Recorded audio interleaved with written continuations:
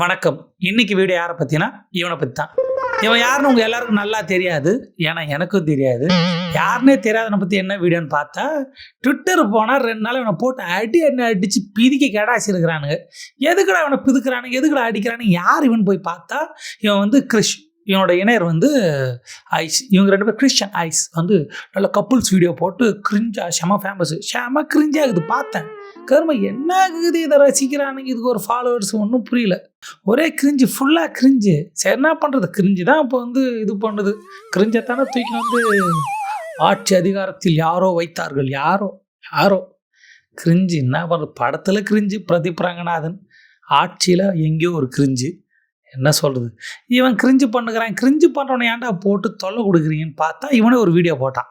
அழுகுறான், தேம்பி அழுகுறான். என்னை திட்டுறவங்களுக்கு கூலி கொடுக்கும் இந்த கடவுள் சாமி. நான் யார்ட்டையும் காசு வாங்கலை, நான் ரூட் மாஃபியாட்ட காசு வாங்கலைன்னு சத்தியம் பண்ணான் கோயிலில் போய். நான் விஜயன்கிட்ட காசு வாங்கலை, நான் எலெக்ஷன் பேசலை, நான் பாலிடிக்ஸ் பேசலை, எதுவும் இல்லை, இந்த சாமி விடாது, திரிசூலம் குத்திரும், மூக்கில் ஏற்றிரும், என்னென்னமோ சொல்கிறான். தான் பத்தினின்னு நிரூபிக்க ட்ரை பண்ணுகிறான். பத்தினின்ற வார்த்தையில் நம்ம உடன்பாடு இல்லை. ஆனால் என்ன பண்ணுறது, இவனை சொல்கிறதுக்காக சொல்கிறேன். என்ன உடன்பாடு இருக்குது, உடன்பாடு இல்லைன்னா என்ன ஐடியாலஜி பேசி என்ன யூஸு.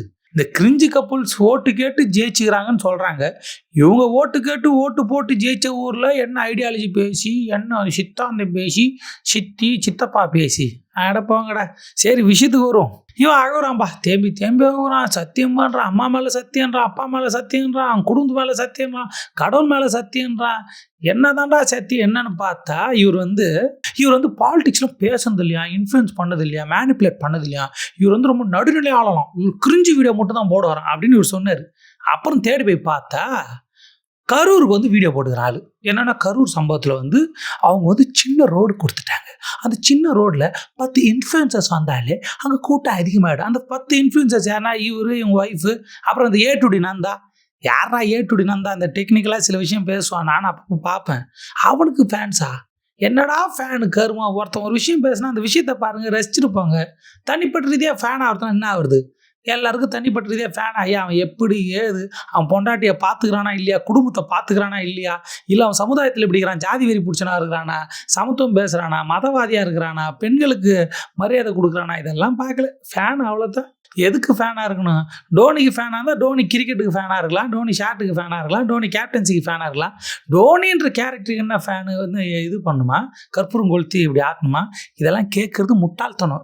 ஏன்னா இப்போ எலெக்ஷன் முடிஞ்சு ஓய்ஞ்சி ஒரு மனுஷன் ஜெயிச்சே போட்டார். இப்போ வந்து ஐடியாலஜி ஃபேனாலாம் இருக்காதுன்னு பெரிய பேசினுக்கிறேன். நான் அப்படி தான் என்ன பண்ணுறது, சமீப காலமாக இப்படி தான் ஆகிட்டேன். என்ன கருமம் பேச தெரியாமல் பேசினுக்கிறேன்.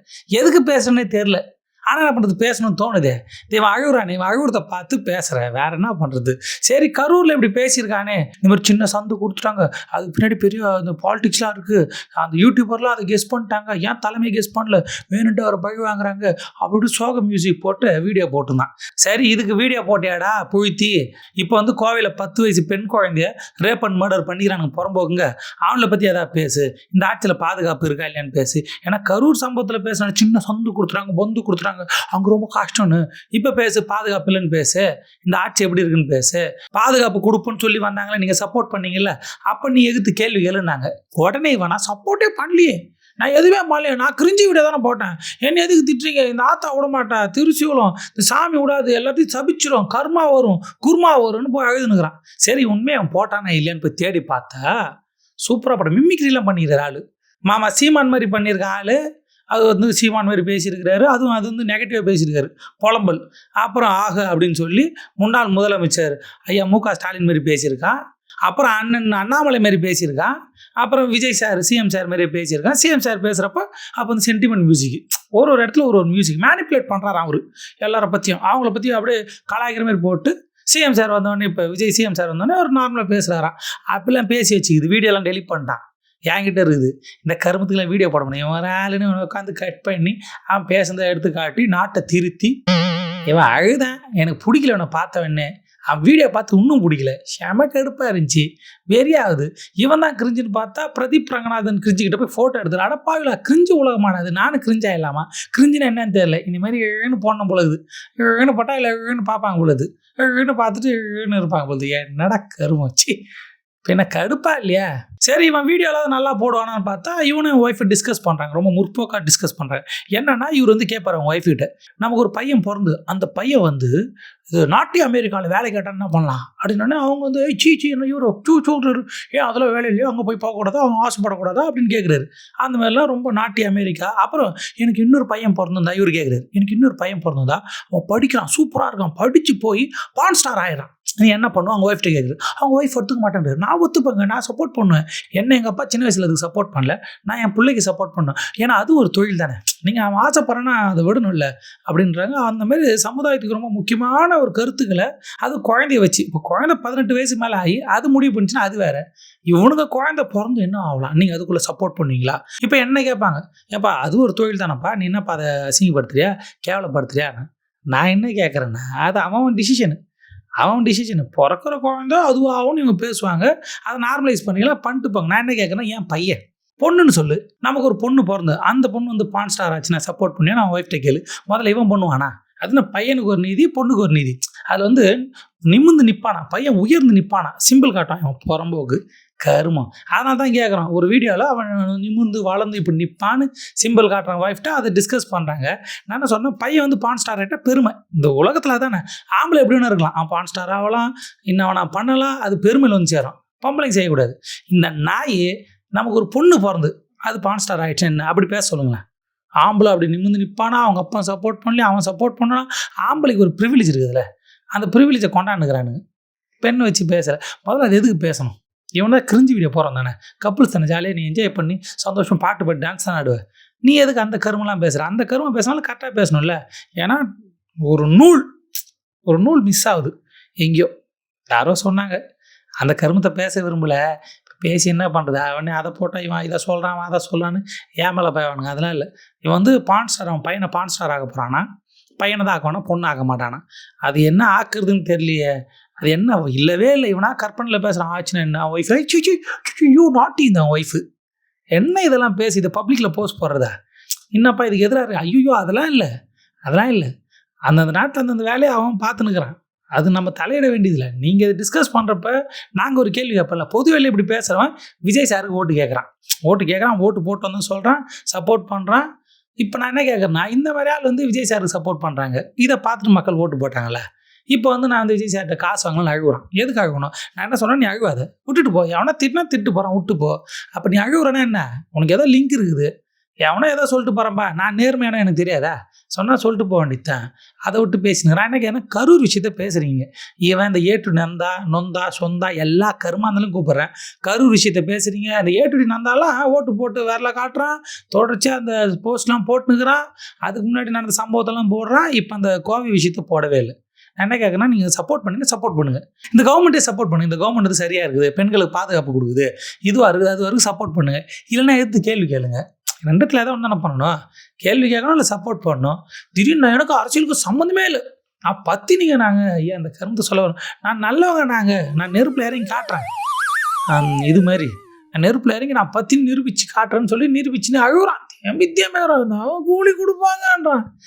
இவன் மட்டும் இல்லை, பல பேர் பேசினா பல இன்ஃப்ளூயன்சர்ஸை காணாம். எங்கடா போயிட்டீங்க? வந்து ஒன்றும் ஆதரவு தெரியுங்க. நான் என்ன சொல்கிறேன்னா, இந்த அரசு சரியாக இருக்குன்னு சொல்லுங்கள், மக்கள்கிட்ட எடுத்து போய் சொல்லுங்கள் பார்ப்போம். நீ தான் நல்லவனாச்சே, இந்த அரசு கரெக்டாக இருக்குது, நேர்மையாக வேலை செய்யுதுன்னு சொல்லுங்கள். இல்லையா, நேர்மையாக வேலை செய்யலைன்னு சொல்லுங்கள், குறை இருக்குன்னு சொல்லுங்கள், சுட்டி காட்டுங்க. என்ன திடீர்னு உங்களுக்கு அரசியலுக்கு சம்மந்தமே இல்லை. ஒரு அம்மா சொல்லுது, நான் வந்து மேக்கப் ஆர்டிஸ்ட்டு, நான் வந்து பியூட்டிஷியன், நான் வந்து டான்ஸ், நான் எனக்கு இதுக்கு சம்மந்தம் இல்லை. கேள்வி கேட்டோன்னே ஓடி போச்சு. இன்னும் ஓட்டு கேட்டிங்களே, இப்போ எங்கன்னு கேட்டால் ஓட்டாங்க. நிறைய பேர் இருக்கிறாங்க டான்ஸ் ஆனவங்களாம். அவங்களுக்கு விருப்பமான ட்ரெஸ்ஸை போட்டு அவங்க ஜாலியாக டான்ஸ் ஆடினாங்க. டான்ஸ் ஆடினே இருந்தவங்க டக்குன்னு அப்படி எலெக்ஷனுக்கு வந்து அரசியலுக்கு வந்து ஓட்டு கேட்டாங்க, மறுபடியும் டான்ஸ் ஆட போயிட்டாங்க. அந்த டைமில் பல பேர் ஓட்டு கேட்டாங்க, பல பேர் வேலை செஞ்சாங்க.